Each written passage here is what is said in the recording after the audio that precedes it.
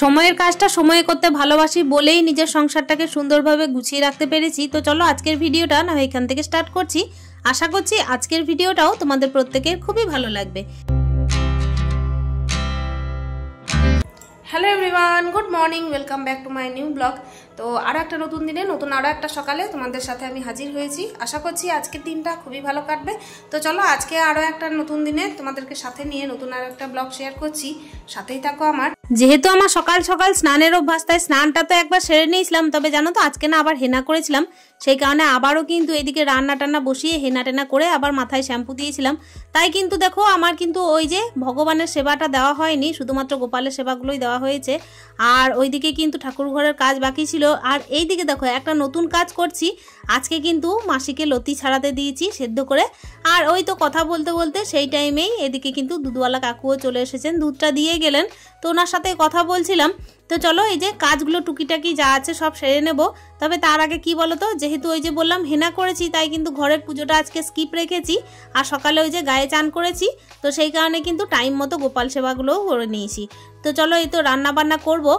আগে জানো তো আমি ওল দিয়ে মাছ রান্না করেছিলাম, তো সেখান থেকেই কিন্তু ওল কিছুটা বাকি ছিল। তো আজকে এই যে দেখতেই পাচ্ছ আমি কিন্তু একটু ওলের তরকারি করে নেব। একটুখানি সর্ষে বাটা মশলা এগুলো দিয়েছি। তবে হ্যাঁ আজকে না ওলের তরকারিটা খুব ভালো হয়েছিল।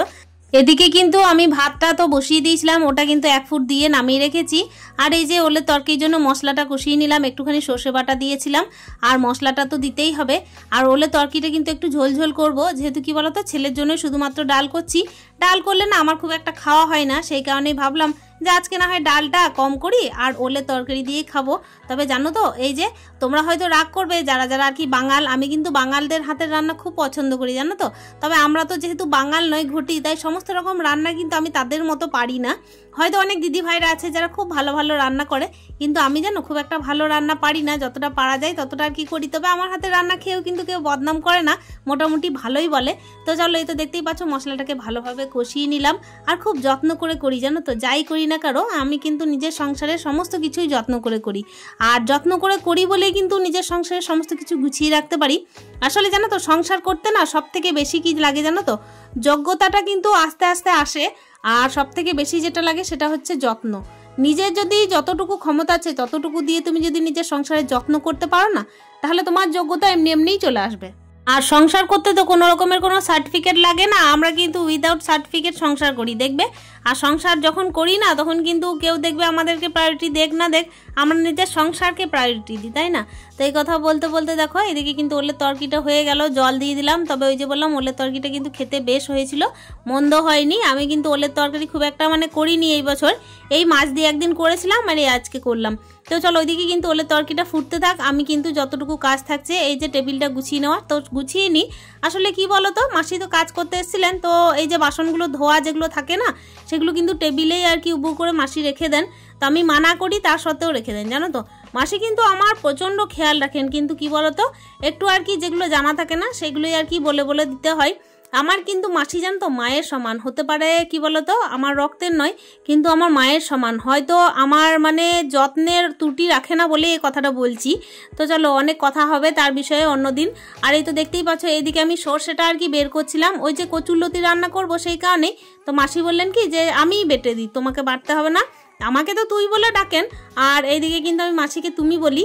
আর ওই তো দেখতেই পাচ্ছ মাসি কিন্তু আমি না বলতেই সব কাজ করে দেন জানো তো, আমার কাজ না হাতে থেকে কেড়ে কেড়ে নিয়ে নেন আর কি। আমার তো কোথাও গিয়ে মনে হয় যে কোনো জন্মের হয়তো ঋণ ছিল আমার তার প্রতি, তার কারণেই কিন্তু আমাকে এতটা ভালোবাসেন। কিংবা হয়তো ওনার হয়তো কোনো রকমের কোনো সম্পর্কের ছিলাম কেউ, তো সেই কারণেই। তো চলো এই তো দেখতেই পাচ্ছ এদিকে মাসি ওইদিকে সর্ষেটা বাটতে নিয়ে চলে গেলেন, আর এইদিকে আমি কিন্তু রান্নাটা সেরে নিচ্ছি। ভাতের কিন্তু ফেনা ঝরানো হয়ে গেছে, তো ভাতটাকে আর কি দেখে নিচ্ছিলাম যে ঠিকঠাক আছে কি না। তো ওই যে ঢাকনার মধ্যে যে ভাতগুলো লেগে থাকে সেটাকে একটু ঠিকঠাক করে নিচ্ছিলাম। আসলে যত্নর দ্বারা কিন্তু নিজের সংসারটাকে আর কি গড়ে তুলতে হয়, ওই জন্য সব দিকেই আর কি নজর দিতে হয়। এইদিকে ঠাকুর সেবাটা ওই যে বললাম দিনের টাইমের আর কি বাকি ছিল। দেখো কথা বলতে বলতে তো এইদিকে আমি নামিয়ে দিয়েছি তরকারিটা। আর আজকে যেহেতু কি বলতো ছুটি ছিল আমার ছেলের, আজকে কিন্তু ছেলের স্কুল ছিল না বলেই কিন্তু এই জিনিসগুলো একটু রয়ে সয়ে রান্না করা হলো। আসলে আমার ছেলের না ফুটবল ম্যাচ আছে, তো সেই কারণেই কিন্তু আজকে ছুটি ছিল বলতে পারো। তো চলো এইদিকে তো আমি এই যে যেটা রান্না করব সেটা হচ্ছে কিছুক্ষণ আগে দেখিয়েছিলাম যে আমি কুমড়ো শাক কেটেছি, তো ওই কুমড়ো শাকটাকেই না একটু সর্ষে বাটা দিয়ে আর কি করে নেবো, ফোড়ন দিয়ে নিলাম। একটু আলু দিয়েছিলাম সঙ্গে, আর খেতে না বেশ দারুণ হয়েছিল। এই যে টুকিটাকি আর কি যে রান্নাগুলো থাকে না, যেগুলো দেখবে মানে প্রত্যেক দিন আর কি চটজলদি হয় না, সেই রান্নাগুলো খেতে না বেশি টেস্ট হয়। আর আজকে ওই কারণেই দেখো 3টে রান্না আমি করেছি, মানে 3টে পদের রান্না করেছি। ওই যে ওলের তরকারি, আর হচ্ছে কচুরলতি, আর এই যে দেখতেই পাচ্ছ শাকটা। তো এই 3টে রান্নাই কিন্তু একটু অন্যরকমের রান্না, আর আমার খুব পছন্দের রান্না। করতে হয়তো একটু টাইম লাগে, একটু আর কি বেছে কুটে নিতে একটু টাইম লাগে, তার সাথেও কিন্তু এই রান্নাগুলো না খেতে খুব ভালো লাগে। আর এই রান্নাগুলো জানো তো অতি যত্ন করে রান্না করতে হয়। আসলে কি বলতো, এই রান্নাগুলো একটু ভালোবেসে করে নেওয়ার। আর দেখবে এই রান্নাগুলো করতে আর কি খাওয়ার পরে মনে হয় যে যাক আমার আর কি খেটে খুটে সার্থক হলো সব কিছু। তো চলো লাস্ট বেলায় এই যে রান্নাটা বাকি ছিল সেটা হচ্ছে কচুরলতি, সর্ষে বাটা দিয়ে একটু মানে পেঁয়াজ ফোড়ন দিয়ে, তারপর হচ্ছে যেরকম আর কি করে, আমি তো সেইভাবে জানতামও না, আমি আর কি ফোনে দেখেই করলাম। তো এই রান্নাটা করার পর আমি আর কি ফার্স্ট টাইম করেছিলাম, আমার ফার্স্ট মানে এক্সপিরিয়েন্স বলতে পারো। তো সেই হিসাবে কিন্তু রান্নাটা খারাপ হয়নি, বেশ ভালো হয়েছিল খেতে।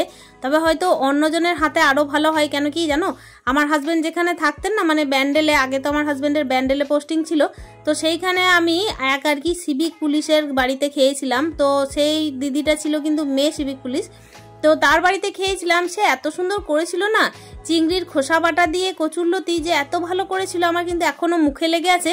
তার মতো রান্না আমি জীবনে করতেও পারবো না, আর সত্যি কথা বলতে তার মতো রান্না আমি জানি না।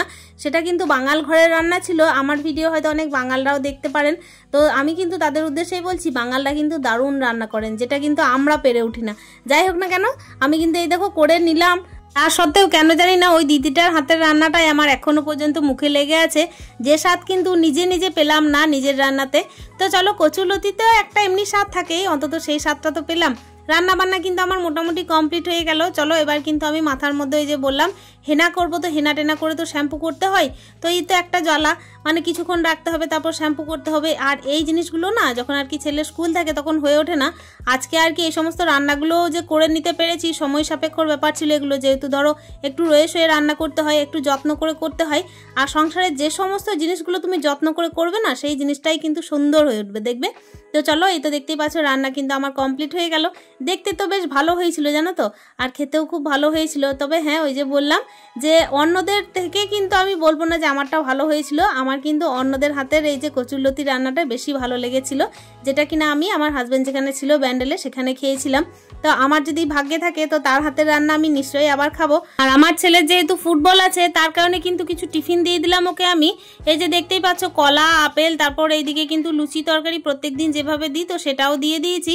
নিচে দেখতেই পাচ্ছ লুচি আছে, আর ওপরে কিন্তু কলা আর আপেল দিয়ে দিয়েছি। তো চলো টিফিনটাকে এদিকে কিন্তু ভরে দিই। ওর ওই যে বললাম স্কুলে কিন্তু ওর ফুটবল ম্যাচ আছে, তবে অন্য টাইমে, তো সেই হিসাবে কিন্তু ওর স্কুলের আর কি ক্লাস হবে না। আর এই তো দেখো আমি এদিকে পুজোটা দিয়ে নিচ্ছি, স্নানও হয়ে গেছে, হেনা টেনা করে একটুখানি রেস্ট নিয়েছিলাম মাঝে, পুজোটাও সেরে নিচ্ছি। আসলে কি বলতো, এগুলো তো একটু যত্নের কাজ, একটু ভালোবাসার কাজ, যেগুলো কিনা যতই দেরি হোক করতেই হবে। আর বিশেষ করে আমার যেহেতু একা সংসার, আমি কিন্তু এগুলোকে ত্যাগ করতে পারবো না, যতই অসুবিধা থাক। আমি ঈশ্বরের কাছে নিজের শরীরের ক্ষমতা আর কি চেয়ে নিই, যে যাই হোক না কেন, যেহেতু একা সংসার, শরীরের তো কোনো মানে ঠিক নেই, যখন তখন শরীর অসুস্থ হতে পারে। তুমি একটু মনের মধ্যে সাহস দিও, মনের মধ্যে আর কি একটুখানি আমাকে নিজে আর কি করে নেওয়ার মতো ক্ষমতা দিও, মানসিক জোর দিও, শারীরিক ক্ষমতা দিও, তাহলে কিন্তু আমি নিজের সংসারটাকে যত্ন করে রাখতে পারবো।